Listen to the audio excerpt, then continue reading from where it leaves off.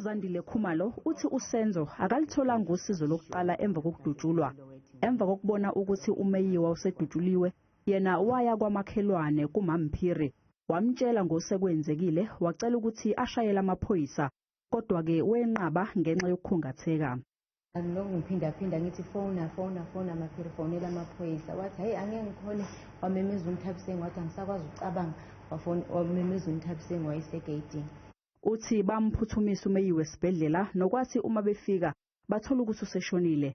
Emva kwalokho kwafika umkameyiwa uMandisa, wakhwela wadilika kuKelly Khumalo, emshaya emsola ngokubulala uSenzo.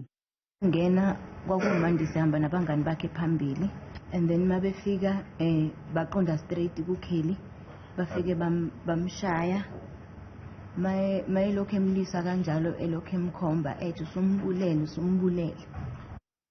Uthi uKelly Khumalo wathi abayolala kwakhe eMalberton. Emva kwalesi sigameko, ijaji uMawumela lidonse ngendlebe ufakazi ukuthi angalinga akhulume ngezinto ezenzeke enkantolo nabanye abantu, ngisho nangomakhalekhukhwini wakhe imbala.